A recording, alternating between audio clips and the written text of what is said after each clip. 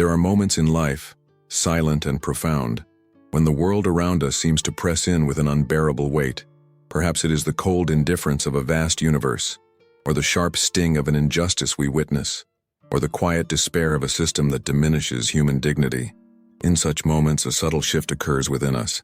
A line is crossed, an invisible boundary reached, beyond which something stirs. A deep, visceral refusal. It is not necessarily a shout, nor an act of violence, but an inner turning, a sudden, resolute no. This no is not merely a rejection of what is, but a mysterious affirmation of something that must be. It is in this profound, almost involuntary act of drawing a line, of saying, enough, that we stumble upon one of the most powerful and paradoxical insights into human existence. The idea that our rebellion is not merely a destructive impulse, but a fundamental wellspring of meaning, a declaration of our very being, and a testament to our interconnectedness. Consider the solitary individual, confronted by an overwhelming force or an intolerable condition. It could be the worker exploited, the artist silenced, the citizen oppressed, or simply the human spirit grappling with the sheer absurdity of existence itself.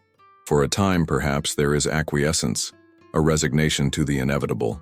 But then, a breaking point. A feeling of indignity surges, a recognition that to accept this one last thing, to allow this final encroachment, would be to betray something essential within. This is not the rebellion of a child throwing a tantrum, nor the nihilistic rage that seeks only to demolish. This is a different kind of uprising, quieter perhaps, but infinitely more potent. It is the moment when the human spirit, pushed to its absolute limit, discovers a shared value, a universal truth that transcends individual suffering. It is the sudden, startling realization that in saying no to the violation of this boundary, one is simultaneously saying yes to a deeper, more fundamental reality that binds us all. This journey into the heart of rebellion invites us to explore not the grand revolutions that reshape nations, but the quiet, persistent spirit of defiance that shapes human consciousness. It is a philosophy that sees in our refusal to be utterly consumed by the absurd a profound act of creation. It suggests that our capacity to rebel, to stand against the tide, to assert a measure of human dignity in an indifferent cosmos, is not a flaw in our nature, but its very essence. It is through this lens that we begin to understand the profound declaration, I rebel, therefore, we exist. This isn't a call to arms in the conventional sense, but an invitation to recognize the sacred ground where our individual defiance blossoms into collective affirmation. It is a journey into the heart of what it means to be human, to find solidarity in our shared refusal of the intolerable, and to understand how our deepest no becomes our most powerful yes to life itself. This reflection is not about inciting chaos, but about discovering the quiet courage that builds meaning, one resolute no at a time, forging the very fabric of our shared existence. At its core, this philosophy hinges on a specific understanding of rebellion, one distinct from mere resentment or a destructive impulse. It is not the furious lashing out of a wounded ego, nor the calculated overthrow of power for power's sake. Instead, this rebellion is a deeply ethical act, born from a recognition of a shared human limit that has been violated. Imagine a slave, enduring countless indignities until one day a particular command, a specific act of degradation, feels fundamentally different. It is not just another burden, but an assault on an intrinsic human quality that the slave recognizes within themselves and, by extension, within all others. The no that erupts at this point is not merely a refusal to obey. It is a declaration of a boundary, an assertion of a universal value that even the oppressor, in some profound sense, ought to respect. This act of drawing a line in the sand, of declaring this far and no farther, is simultaneously an acknowledgement of a common human measure. It is a moment where the individual transcends their isolation and touches upon a universal dignity that binds all people. This is the crucial distinction. It is a rebellion for something, a defense of an implicit order, a recognition of a shared human nature that demands respect. It is an affirmation of a common good, even if that good is only the right to be treated as a human being. Throughout history, thinkers have grappled with the nature of human resistance and affirmation. While figures like Nietzsche explored the will to power as an individual drive to overcome and create new values, Camus' rebel finds their power not in individual transcendence, but in the shared experience of limits. Socrates, in his unwavering adherence to truth even unto death, exhibited a form of rebellion against popular opinion, yet his no was a yes, to reason and virtue as universal principles. Kierkegaard, wrestling with the anguish of individual choice in the face of the absurd, emphasized the solitary leap of faith, a rebellion against objective systems. Yet Camus's rebel, while experiencing the initial solitude of the absurd, finds a path to solidarity. Simone de Beauvoir, in her exploration of freedom, recognized that true liberation requires acknowledging the freedom of others, a constant negotiation and rebellion against oppression that binds individuals together. For Camus, the rebel's no is precisely what reveals this shared human condition, this common ground where our dignity resides. It is not about escaping the absurd, but about confronting it with a defiant human measure, forging a fragile, yet profound community in the process. This philosophical rebellion is not confined to grand historical narratives or the pronouncements of intellectuals. It manifests in the subtle, everyday choices that define our lives. It is present when a young person refuses to participate in schoolyard bullying, instinctively recognizing the inherent wrongness of inflicting pain on another. It lives in the artist who, despite commercial pressures, refuses to compromise their vision, upholding an integrity that speaks to a deeper truth.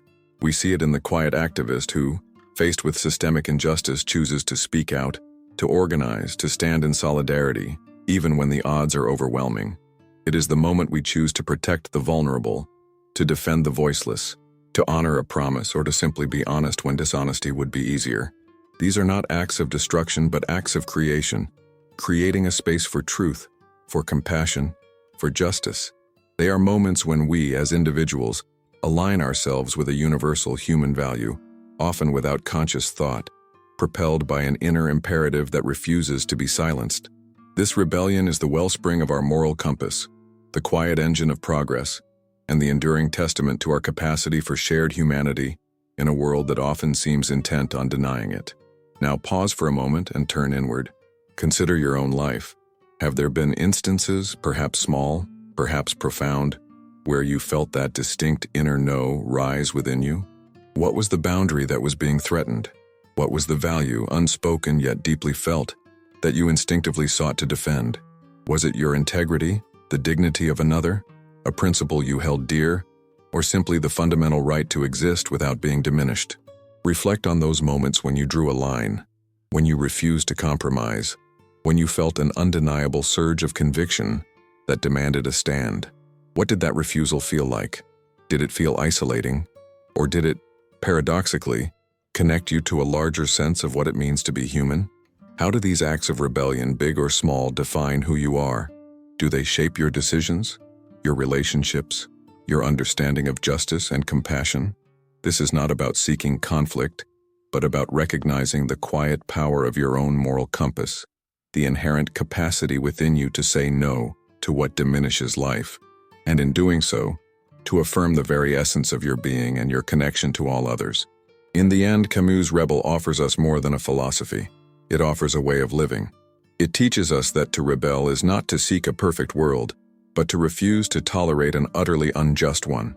It is to understand that in the face of the absurd, in the silence of an indifferent universe, our capacity to say no to injustice, to degradation, to the violation of human dignity, is not a futile gesture.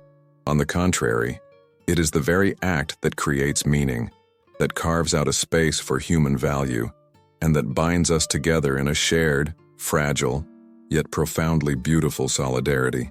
The rebel, by drawing a line, defines a common measure, a universal human quality that demands respect.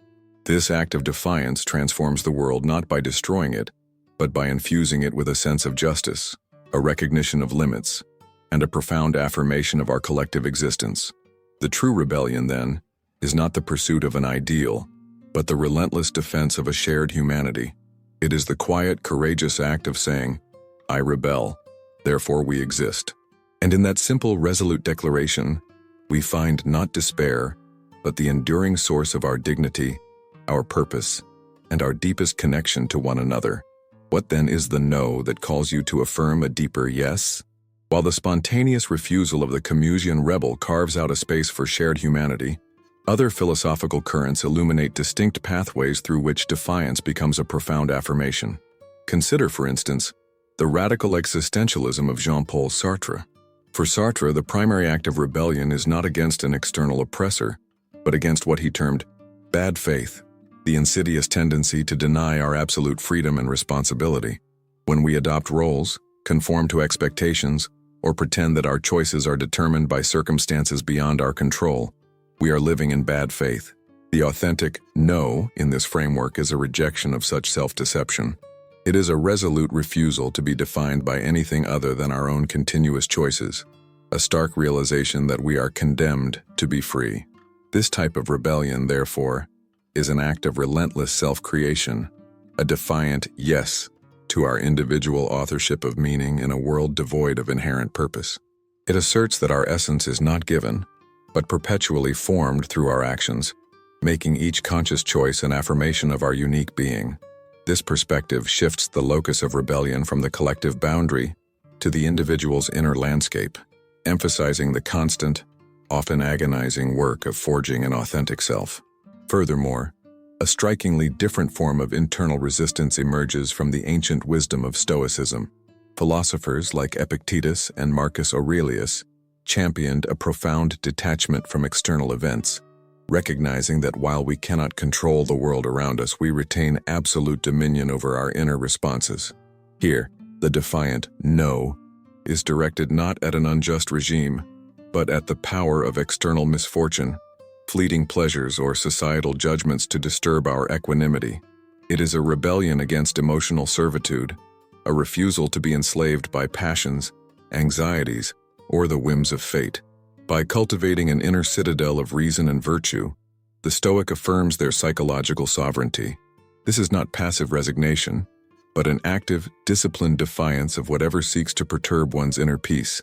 The affirmation here is one of serene self-possession, an unshakable tranquility that springs from aligning one's will with the rational order of the cosmos, or simply, with one's highest self. This perspective offers a powerful counterpoint, suggesting that the most profound acts of rebellion can occur entirely within, reshaping one's relationship to existence itself, rather than overtly altering external conditions.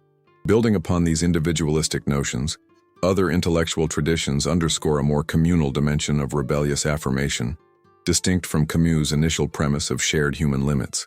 Thinkers engaged with critical theory, or various forms of liberation philosophy, often highlight how collective no's against systemic oppression lead to the affirmation of group identity and the construction of alternative futures. When marginalized communities, for instance, collectively refuse to accept prevailing narratives that diminish their worth, they are not merely reacting. They are actively forging a new understanding of themselves. Their rebellion against stereotypes, against economic exploitation, or against political disenfranchisement becomes a powerful yes to their inherent value, their cultural heritage, and their right to self-determination. This is a rebellion that reclaims history, redefines power, and builds solidarity not just around a universal human measure, but around specific shared experiences of struggle and aspirations for a more just world. It's an affirmation of collective agency, demonstrating how the defiant voice of many can dismantle entrenched structures and articulate new visions for societal living. Consider how this applies when you encounter subtle forms of exclusion or misrepresentation. Perhaps it's a media portrayal that distorts a particular group, or a workplace culture that subtly undermines certain voices. The individual's decision to challenge such norms, even in seemingly minor ways, contributes to a larger tapestry of resistance. This is not about a singular, dramatic uprising, but a continuous, often incremental process of pushing back against forces that seek to homogenize or diminish. Each act of speaking truth to power, each refusal to conform to an unjust expectation, each assertion of an alternative perspective contributes to a broader affirmation of diversity and pluralism. It is through these varied forms of defiance that societies evolve, that new understandings of justice emerge, and that the rich multiplicity of human experience is not merely tolerated, but celebrated. Consequently, the act of rebellion, viewed through these diverse lenses, reveals itself as a multifaceted phenomenon, each iteration affirming a different, yet equally vital aspect of what it means to live a meaningful existence. It is a dynamic interplay between individual conviction and collective awakening, constantly reshaping the boundaries of possibility. Reflecting on this profound journey through the landscape of human resolve, we begin to perceive a compelling pattern woven through the very fabric of our existence. What initially presents itself as a spontaneous refusal, a sharp intake of breath against the encroaching tide of indifference or injustice, reveals itself to be far more than a mere reactive impulse. It is rather a profound declaration, a foundational tremor that subtly yet powerfully reshapes the very ground upon which we stand. This inner turning, this resolute drawing of an invisible line, suggests not an end to possibility, but its very genesis, hinting at a creative force born from the depths of our most visceral rejections. The subtle yet potent act of asserting an intrinsic boundary, whether in the face of an overwhelming system or a personal compromise, resonates with a deeper, shared understanding of what it means to be human. It's a recognition that certain affronts diminish not just the individual spirit, but the very essence of our collective being. This defiant stance, far from being an isolating act of opposition, surprisingly bridges the chasm between the self and others, forging an unspoken covenant of mutual respect and shared vulnerability. It is in this collective refusal of the intolerable that a common measure of worth is quietly yet powerfully established, a bedrock upon which genuine human connection can truly flourish.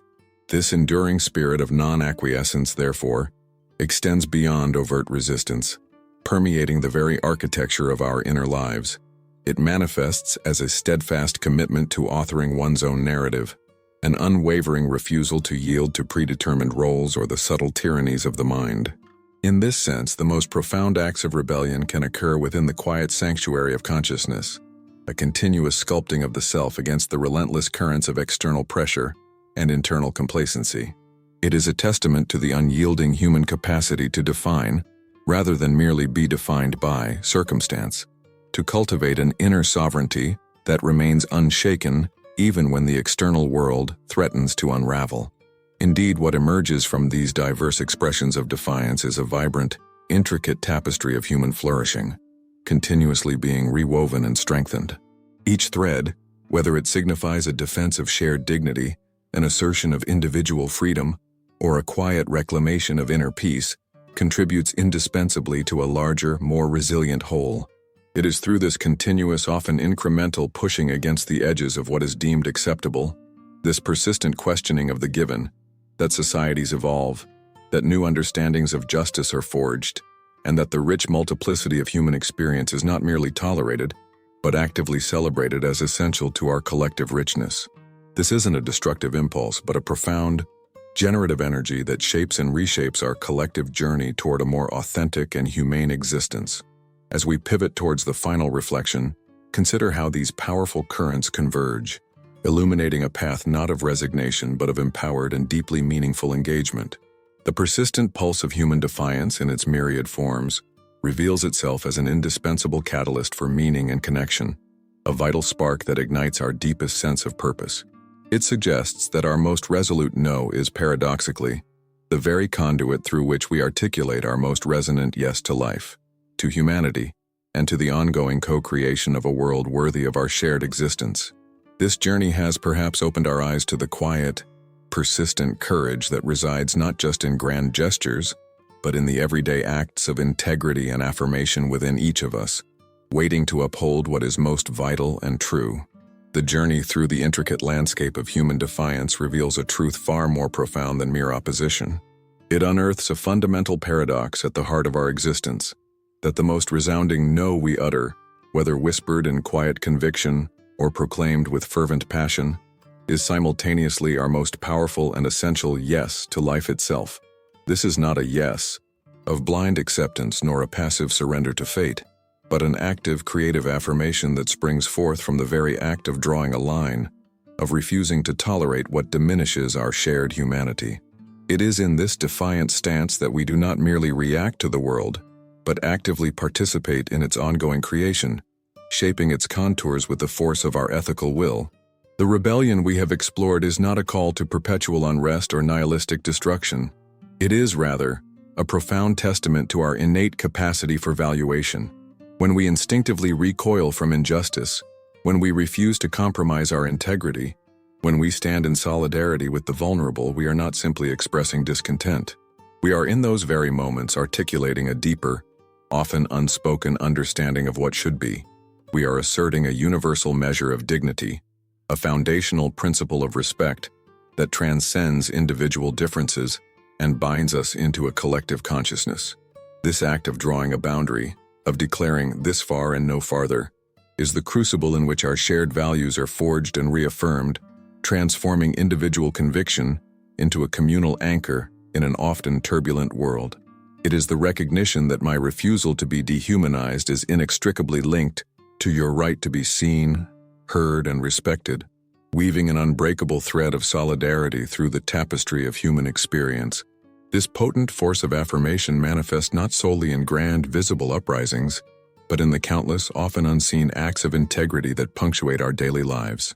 It resides in the quiet fortitude of an artist who resists commercial pressures to maintain their authentic voice, in the steadfast honesty of an individual who chooses truth over convenience, and in the persistent courage of a community that reclaims its narrative against historical erasure. Each such act, however small it may appear in isolation, contributes to a cumulative wellspring of meaning, pushing back against the encroaching tides of apathy and cynicism. It is a continuous, generative process, a constant resculpting of reality, where the no against the unacceptable carves out the very space for the flourishing of the good, the beautiful, and the true. This is the essence of building, not through blind obedience but through conscious, principled resistance. To embrace this philosophy is to recognize that our freedom is not merely the absence of external constraint, but the active, often arduous responsibility to define and defend what truly matters. It is a call to a vigilant self-awareness, an invitation to perpetually interrogate the boundaries of our own complicity, and to discern where our silent assent might inadvertently contribute to the erosion of human dignity. The true practice of this rebellion begins now, not in some distant revolution, but in the everyday choices we make, the conversations we engage in, and the values we embody. It is an ongoing inner work, a commitment to aligning our actions with our deepest ethical convictions, thereby transforming the abstract notion of humanity into a lived, vibrant reality. Ultimately, the defiant spirit of the rebel offers us a profound antidote to despair. In a world that often feels absurd, indifferent, or overwhelming, it reminds us that we are not passive spectators. Our capacity to say no to the intolerable is not a sign of weakness or futility, but the very wellspring of our power, our purpose, and our interconnectedness. It is the enduring flame that illuminates our path, guiding us not towards an idealized utopia, but towards a more just, compassionate, and authentically human existence. The declaration, "I rebel, therefore we exist," transcends a mere statement of being. It is an enduring promise, an active commitment to the co-creation of a world where every life is affirmed, every dignity upheld, and every voice, in its resolute refusal of diminishment, contributes to the symphony of our shared, evolving humanity. This is the profound legacy of our collective defiance, the continuous, courageous act of weaving meaning and solidarity into the very fabric of life, one resolute no at a time, echoing into an eternal yes.